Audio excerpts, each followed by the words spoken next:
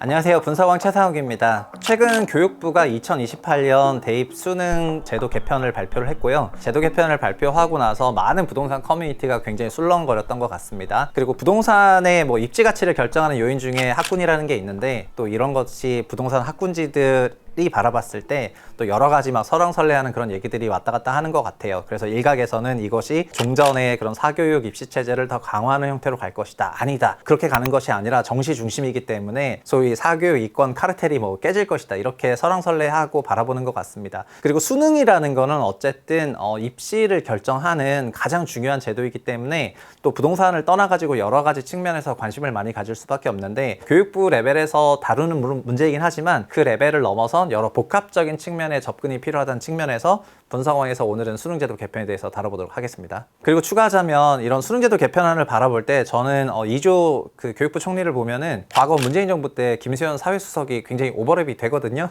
어떤 내용인지 같이 한번 들어보시면 좋을 것 같아요. 이번에 수능 개편한 내용을 좀 뜯어보면은요, 큰 컨셉으로 보면은 수능제도가 사실은 굉장히 여러 차례에 걸쳐서 바뀌었었거든요. 2005년을 기점으로 수능제도는 정말 엄청나게 바뀌었어요. 그리고 과거에는 이런 400점 만점 기준으로 점수 계산이 굉장히 일원화됐었는데요. 2005년 수능 이후부터는 이 표준 점수제라는 게 등장을 해서 우리가 알고 있었던 그 수능에 있었던 점수를 원점수라고 부르는데, 이런 원점수가 아니라 소위 난이도를 반영한 이런 표준 점수로 환산돼서 우리가 수능 성적표를 받아보게 되어 있습니다. 애초에 이렇게 과목별로 좀 난이도를 환산해서 적용하게 된 이유는 출제 과목마다 난이도가 다르기 때문에 이 과목은 좀 쉽게 했는데 같은 점수 1점이고 이건 어려운데 1점 주면 형평성이 떨어진다고 생각해서 난도를 가산해서 표준 점수로 환산해서 줬거든요. 그래서 표준 점수가 만점도 없어진 그런 상태가 되었고, 그리고 직관적으로 이거를 어떻게 해석해야 되는지도 굉장히 어렵게 되면서 표준 점수 수능 체제를 갖게 되면서 자연스럽게 입시 전략들도 굉장히 까다롭게 바뀌게 됐습니다. 어떤 컨셉이냐면, 종전엔 종합적인 점수가 몇 점이다 이런 걸 알았었는데, 이제는 과목별로 난도를 계산해서 과목 등급이 다 나오기 때문에 학교마다 원하는 입시 전형의 어떤 특정 과목의 난도가 다 달라지게 되면서 굉장히 입시가 이제 다양하게 분파되는 그런 과정을 수능이 한번 겪게 되었습니다. 그리고 아시겠지만 2000년대 중반부터 노무현 정부 지나면서 수시가 50% 비중을 차지하더니 현재는 수시가 대입 전형의 거의 대부분을 차지하는 이런 형태로 바뀌었고요. 특히 인서울 대학교 같은 경우에는 수시 비중이 거의 70-80% 육박할 정도로 엄청나게 증가를 했기 때문에 지금은 정시가 수시 대비 중요도가 많이 낮아진 그런 시기가 되겠습니다. 그런데 지금 이렇게 수능을 바꾼다고 하니까 지금 수시 중심인데 이렇게 수능 바꾼다고 달라지는 거 있냐, 이런 시각들이 조금 나오는 겁니다. 근데 이런 애초에 수시를 하게 되면은 이거는 내신을 보겠다는 거고요.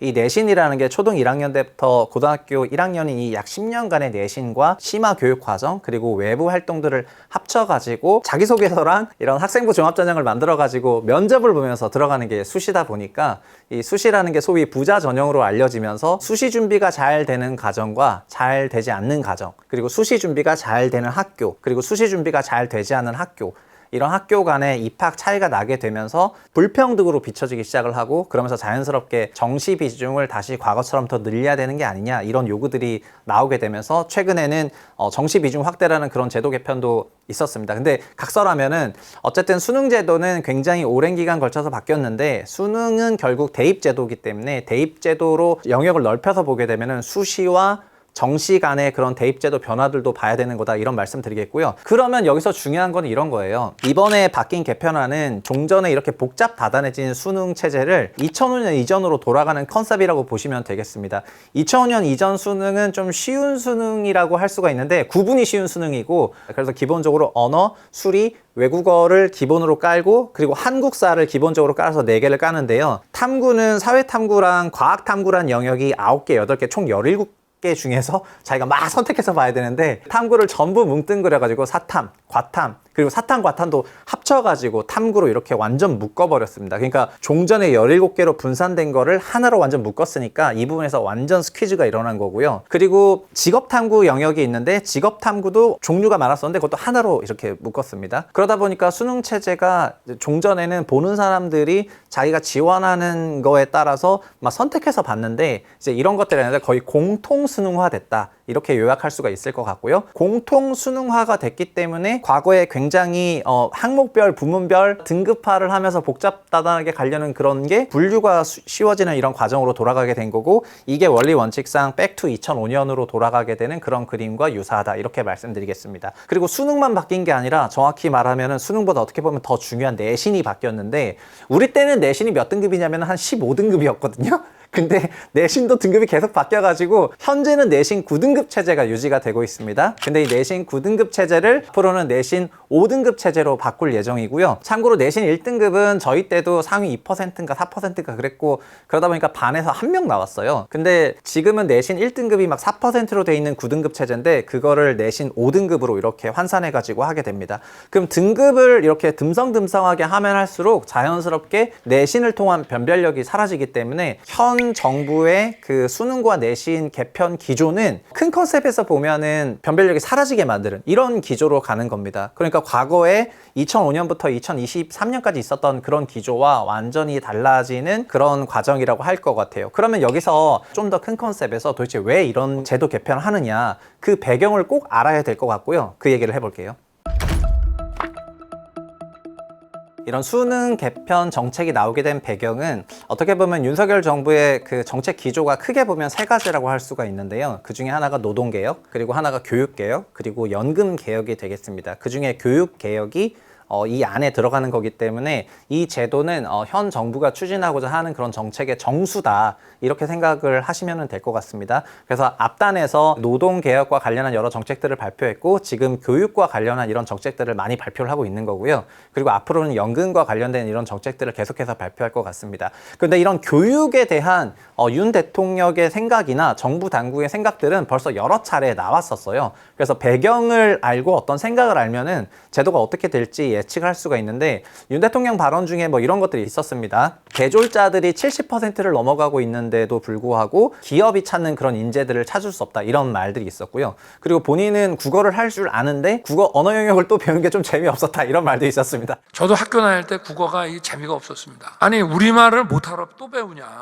이게 뭐 총독파냐 뭐냐, 뭐 무슨 자음접변이냐, 뭐 이런 것이 국어라고 하는, 그게 아니죠.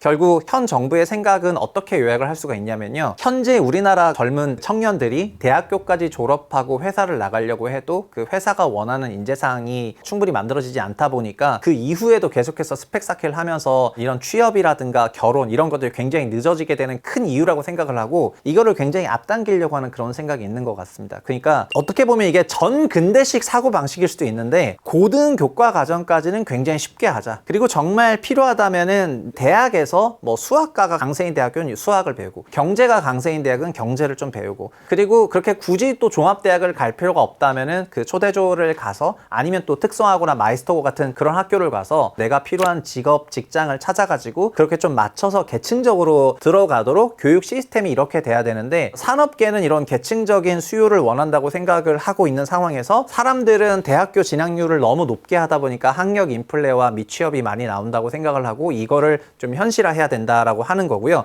그리고 학력 인플레가 만들어지는 그런 배경에서 이런 문제가 했던 것들이 킬러 문항 만들면서 사교육 이권 카르텔이 있었다는 이런 정책들, 그런 발언들이 계속해서 나왔잖아요. 그러니까 기본적으로 윤 정부는 대입은 쉽게, 그 다음에 정말 공부하고 싶은 거는 대학교 가서 그 학과에 맞게, 그 기업들은 그런 학과를 잘 졸업한 애들을 잘 채용하면 되고, 그리고 너무 오버스펙인 애들은 굳이 채용할 필요가 없지, 자기가 필요한 사람들은 초대졸이나 마이스터고 특성화고 졸업자들을 채용해라, 이런 식으로 얼개를 쭉 잡아가는 거고요. 그러면 자연스럽게 사회 진출 시점도 빨라지고 뭐 이런 생각을 하는 겁니다. 그러면은 기본적으로 고등학교까지 배워야 될 과목들이 쉬워진다면 한 살 더 일찍 학교를 들어가게 해서 졸업도 한 살 더 일찍 하게 만들겠다는 것도 나오는 거기 때문에, 이게 만 5세 입학부터 그 다음에 요즘 나오는 발언까지, 그리고 교육제도 개편까지를 전체적으로 설계를 하는 큰 얼개라고 보시면 될 것 같습니다. 그리고 이거는 어떻게 보면은 뭐 제가 앞단에서는 약간 정근대적이다 이렇게 얘기를 했는데, 어찌 보면은 정근대적이 아니라 가장 이제 효율화되고 최적화된 그런 식의 생각이라고도 할 수가 있을 것 같습니다. 그리고 이거에 대해서는 요즘에는 청년들의 실업도 늘어나고 미취업도 늘어나고 청년들의 그 생애 주기를 봤을 때 수익화 구간이 되는 시점이 과거에는 20대 말이었는데 지금 30대 중반으로 바뀌고 있기 때문에 돈을 벌어야지 연애도 하고 결혼도 하고 출산도 하고 그럴 거잖아요. 그런 맥락에서 보면은 이런 게 완전 틀린 말이거나 완전 나쁜 말이냐 그런 건 아니에요. 그러니까 큰 개념적으로 보면은 어느 정도 설득력이 있고 현재 우리나라 기준으로 이렇게 출산율도 내려가는 국면에서 타당한 그런 논리를 제공을 하고 있다. 그래서 그런 논리에 기반해서 이런 정책을 짠 것이다. 이렇게 보시면 되겠습니다.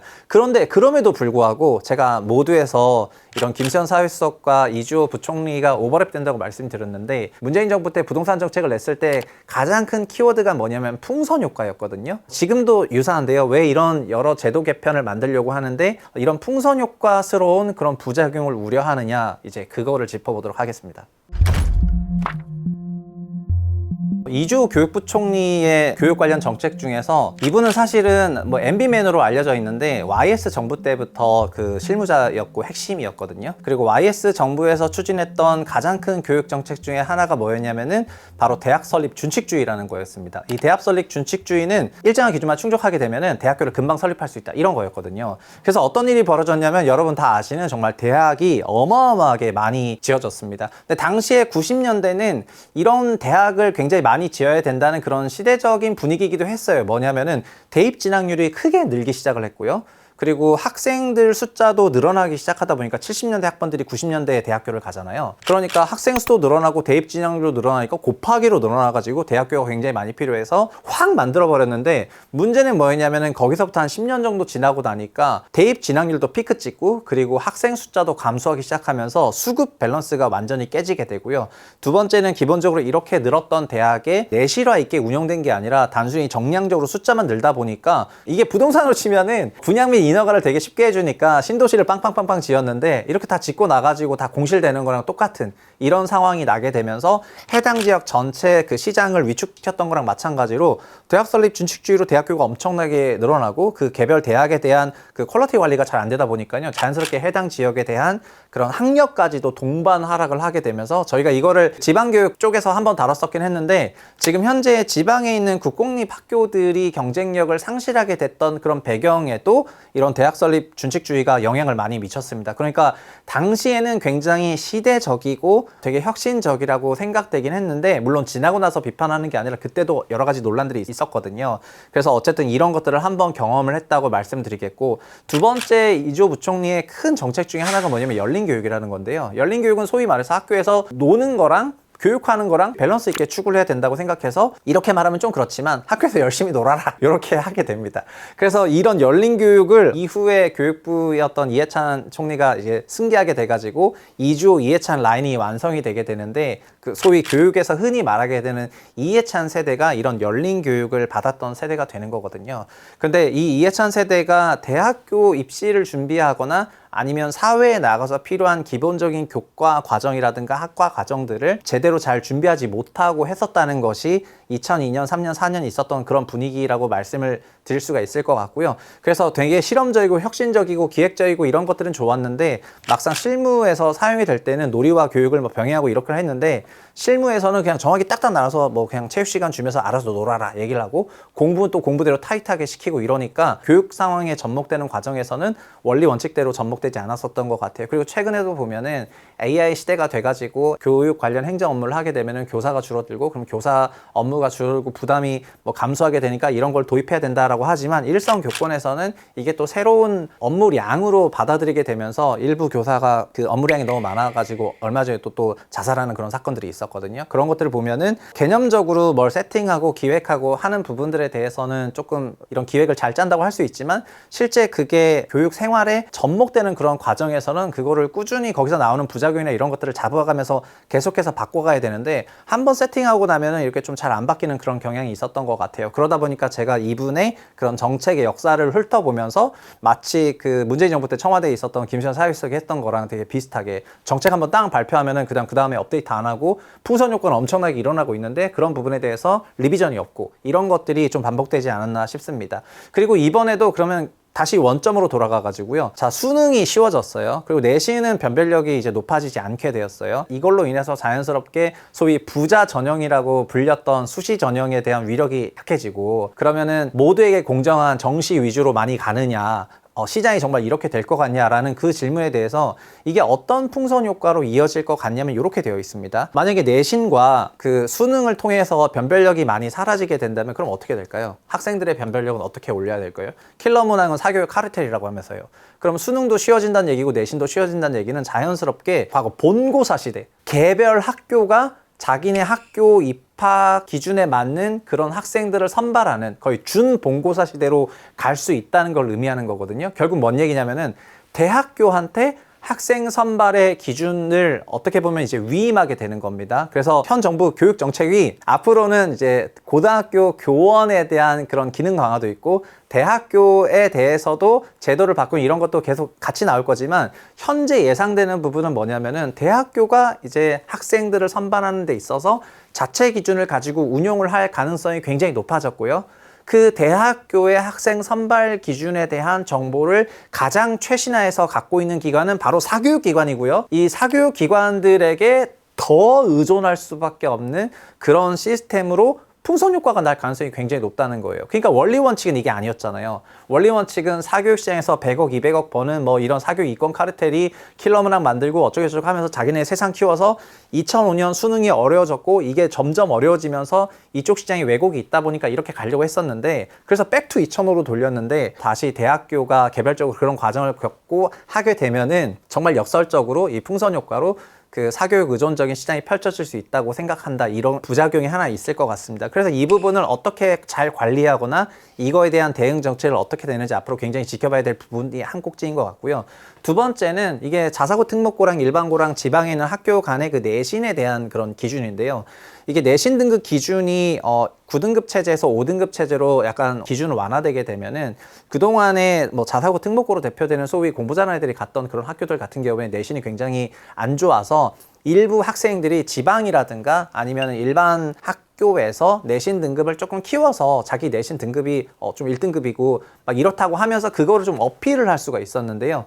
이제는 그런 학교들의 내신이 1등급으로 좀 광범위하게 형성돼 버리게 되면은 그런 외부 학교에서의 내신 등급을 어필하는 것도 어려워지게 되면서 자연스럽게 이것도 자사고 특목고가 상대적으로 봤을 때는 이 내신 등급 개정에 수혜를 받을 수 있을까라고 생각할 만한 포인트가 여기서 또 발생을 해요. 그러니까 이것도 원리 원칙적인 그런 방향성과는 약간 다르게 흘러가는 그런 풍선 효과적인 부분이 있는 것 같다. 이렇게 말씀드릴 수가 있을 것 같습니다. 변화라는 거는 사실 변하지 말자는 것보다는 그래도 기대감을 많이 낳게 하는 그런 거거든요. 그래서 이런 교육제도를 바꾸고 입시제도를 바꾸고 2005년 이후부터 굉장히 복잡하게 변형된 대입 과정들을 개선을 하고 또 긴 컨셉에서는 사회생활 일찍 하고 돈을 더 빨리 벌게 만들고 그로 인해서 결혼 출산 더 좀 독려하고 이렇게 가자고 하는 그런 대원칙을 아마 반대할 사람은 많진 않을 수도 있을 것 같아요. 그러니까 지금 입시를 준비하고 뭐 중2부터 바뀐다고 하니까 중3 학부모를 갖고 계신 분이나 아니면 뭐 이런 분들은 진짜 굉장히 스트레스를 많이 받겠지만 그리고 기본적으로 입시 과정이 바뀌게 되면 모든 수험생들이 스트레스를 받는 건 맞는데 그게 어떤 더 좋은 방향으로 간다고 했을 때는 또 어느 정도 수긍할 수 있는 부분이 있는 것도 사실이잖아요.